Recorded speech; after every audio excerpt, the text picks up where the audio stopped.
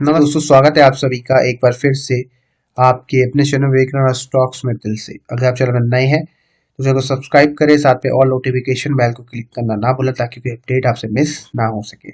अब बात करते हैं कुछ पैनी स्टॉक के बारे में और कुछ स्टॉक्स के बारे में जिनके कॉमेंट आप लोगों ने नीचे किए हैं। तो प्लीज वीडियो को अंत तक देखना। चलिए शुरू करते हैं। तो दोस्तों, ये कुछ स्टॉक्स है जिसके बारे में आपके लगातार क्वेश्चन आते रहते हैं कि सर इन स्टॉक्स में क्या कर सकते हैं। चलिए एक छोटा सा ऑब्जर्वेशन देख लेते हैं कि चार्ट्स पैटर्न अभी क्या कह रहे हैं। तो सबसे पहले हम बात करते हैं one of the best company Tata की, वोल्टास के बारे में। पर्सनली ये स्टॉक मुझे तो बहुत प्यारा लगता है। उसके पीछे का रीजन क्या है? टाटा का भरोसा तो है ही, लेकिन सबसे इंपॉर्टेंट बात यह है कि कंपनी के प्रॉफिटेबल बिजनेस के होने की वजह से। और एक सबसे अच्छी ऑब्जर्वेशन स्टॉक में निकल के ये आती है, अगर आप लास्ट 5 साल का इसका प्राइस बिहेवियर देखते हो तो ये स्टॉक देखो लास्ट 5 सालों से एक टाइट रेंज पे ट्रेड कर रहा है और मात्र 28% का डिसेंट अपसाइड मूव इसने दिखाया। अब ये ऐसा क्यों हुआ है? ये इसके प्रॉफिट में छुपा हुआ है। अगर इसके प्रॉफिट को देखोगे तो लास्ट 5 सालों से कंपनी कॉन्स्टेंट 500 सीआर का, हर साल 500 सीआर का प्रॉफिट जनरेट कर रही है लास्ट 5 सालों में। अब आप बोलोगे सर 5 सालों में ये हो रहा है तो क्या पॉसिबिलिटीज है कि अगले कुछ सालों में प्रॉफिट अपसाइड हो सकते हैं? हाँ, ये मेरी ऑब्जर्वेशन कहती है कि 101% कंपनी के प्रॉफिट बढ़ेंगे। क्यों? क्योंकि अगर आपने ध्यान से अगर कुछ कंपनी को स्टडी करोगे, जैसे रिलायंस था, तो रिलायंस भी अपना अगर आप देखोगे तो चार्ट पर जब उसका 2004 से 2010 के बीच में था तो उसके प्रॉफिट भी कांस्टेंट सिमिलर आ रहे थे, मतलब स्टेबिलिटी थी कंपनी में, कुछ बड़ा नहीं हो रहा था। ठीक है, लेकिन जैसे जियो का विस्फोट हुआ कंपनी का प्राइस में, आपको पता है रेस्ट इज हिस्ट्री। ऐसी वोल्टास में डेफिनेटली कुछ ना कुछ बड़ा होगा।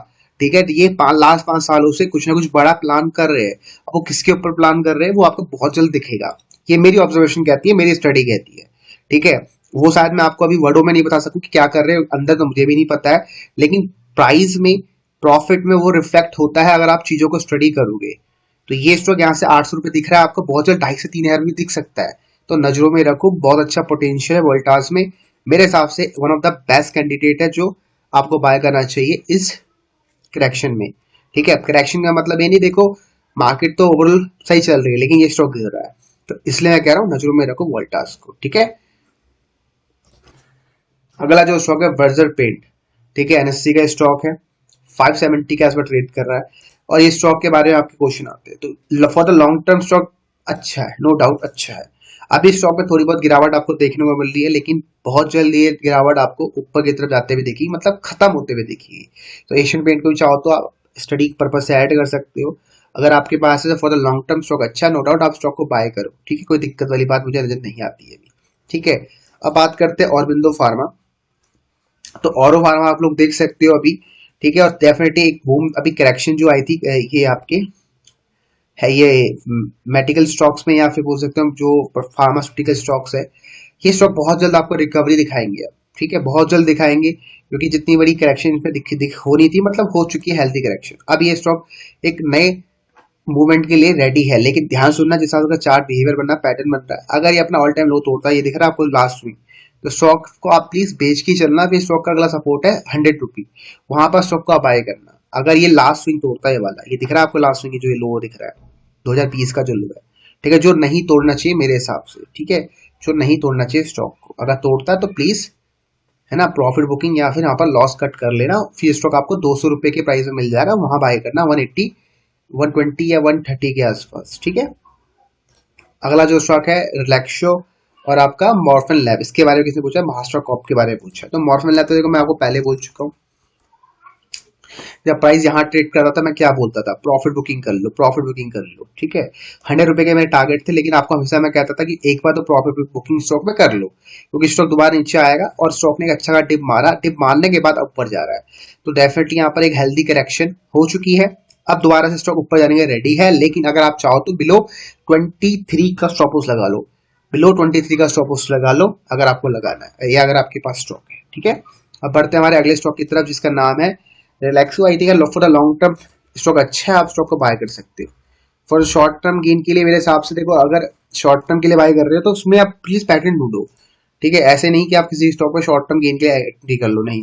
For the long term stock अच्छा है, लेकिन शॉर्ट टर्म के लिए कोई दूसरा कैंडिडेट स्टॉक देखो जिसमें आपका पैटर्न बनाओ, आपने रिसर्च कर रखी है। जैसे मेरा भी शॉर्ट टर्म जो स्टॉक है जिसको मैंने जो में रखा वो है आपका HDFC बैंक। ठीक है, वो अच्छा लग रहा है, आपका पेटीएम अच्छा लग रहा है फॉर द शॉर्ट टर्म, तो उन स्टॉक को चाहो तो आप शॉर्ट टर्म के लिए बाय कर सकते हो, लेकिन इनको बाय मत करना। ठीक है, अभी देखो ये स्टॉक है आपका महाकॉप, ये आपको यहाँ रिकमेंड किया था 19 पैसे, अच्छा खासा गेन दिया, और आज लगातार हैरस का पैटर्न बना के ऊपर जा रहा है और अभी नीचे की तरफ आ रहा है। क्या स्टॉक को बाय करे? बिल्कुल बाय नहीं करना स्टॉक को। ठीक है, मेरे हिसाब से भी बाय मत करना। अगर स्टॉक आपको ₹1.40 50 पैसे मिलता है तब आप ऑब्जर्वेशन रखना, अभी के लिए बाय मत करना। अभी के लिए महंगा हो चुका है, यहाँ बाय था। और जब आपका इसका वो आया था, राइट इशू आया था, तब भी आपको बताया था ₹1 के आसपास, और राइट इशू वाले भी अगर आपने बाय किया होता तो वो भी पैसा डबल हो चुका है। तो सिंपल सी बात है, चीजों को तब बाय करो जब जिसका कोई बात नहीं करता। अब तो ये कैंडिडेट सेल के लिए है मेरे हिसाब से। मेरे स्टॉक के जो टारगेट तो हो चुके हैं। ठीक है, अभी पर्सनली मेरे कोई टारगेट नहीं है। फ्यूचर में हाँ, अगर नीचे मिलता है तो एक डिप मिल सकता है, फिर डिप के बाद एक बाउंस ही मिलेगा, सिंपल सी बात है। ठीक है, तो इस वीडियो का समाप्त करता हूँ। आशा करता हूँ आपको सभी अपडेट अच्छे लगे होंगे, तो लाइक करो, शेयर करो, कमेंट करो। बाकी मिलते हैं अगली क्लास में।